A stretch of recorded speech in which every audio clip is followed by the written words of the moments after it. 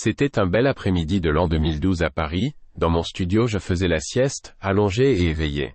Tout d'un coup j'ai entendu un léger son, comme le froufrou d'une robe, c'est-à-dire le bruit léger produit par le frôlement ou le froissement d'une étoffe soyeuse ou d'un morceau de tissu. Ensuite j'ai entendu une voix disant par 3 fois « de l'aide, de l'aide, de l'aide », en provenance d'un bel homme jeune et de taille moyenne, à la peau olivâtre, vêtu d'une longue robe blanche. J'ai su à l'instant par mon intuition et avec certitude qu'il s'agissait de mon ange gardien.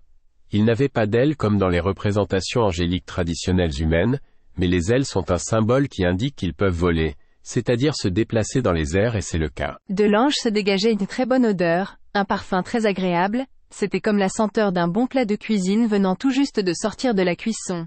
Ensuite à l'aide de ses mains, l'ange s'est mis à travailler sur moi, magnétiser mon corps, parcourir mon corps tout en douceur en appliquant les énergies subtiles qui émanaient de ses mains. Ensuite, arrivé au niveau de mon nez, toujours à l'aide de ses mains, l'ange a intensifié son parfum de sorte que je respirais le parfum en provenance de ses mains. C'était comme une nourriture céleste, une ambroisie venue des cieux, me pénétrant par les narines, se propageant dans tout mon corps et me plongeant dans un état de bien-être agrémenté d'une sensation d'extase tellement agréable que je me suis endormie. Mais l'ange m'a tapoté sur l'épaule pour me réveiller.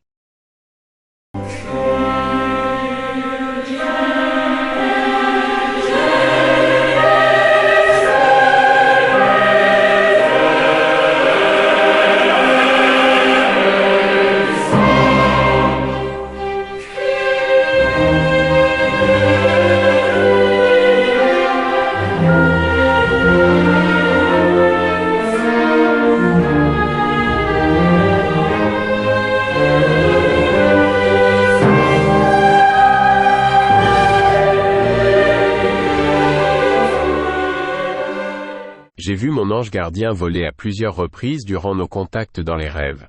Je me souviens de ce rêve où je me suis retrouvé dans un endroit qui visiblement n'était pas bénéfique pour moi. L'ange gardien est apparu et m'a barré la route, ensuite il est passé derrière moi. Il a introduit ses 2 bras sous mes aisselles et m'a agrippé par les épaules, et on a décollé, on s'est envolé.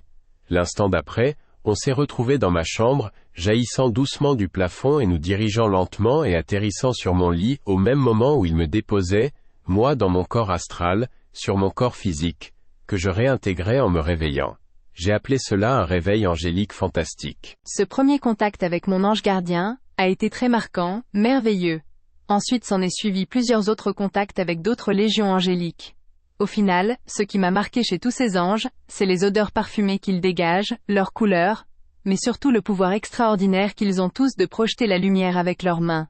Comme s'il y avait quelque part dans leurs mains une source intarissable de lumière. En effet, ils projettent la lumière de 2 façons, soit sous forme de rayons de lumière concentrés, des rayons laser puissants sortant par les bouts des doigts, soit sous forme de faisceaux lumineux sortant du creux de la main ou la paume de la main. Réaliser que l'être humain n'est pas seul, réaliser que le bon Dieu a prévu un ange gardien pour chacun de nous, et de l'aide venant de bien d'autres guides, réaliser qu'il existe une multitude d'autres créatures célestes et merveilleuses peuplant l'univers, cela change notre vision du monde. Cela nous stimule dans notre cheminement spirituel, tout en suscitant en nous une certaine émulation en vue de notre perfectionnement et l'accomplissement de nobles et grandes réalisations, pour le bien de l'humanité et la gloire de Dieu. Que le nom de Dieu soit glorifié, et que la lumière du juste brille d'un éclat toujours plus grand, jusqu'à ce que le jour soit avec nous.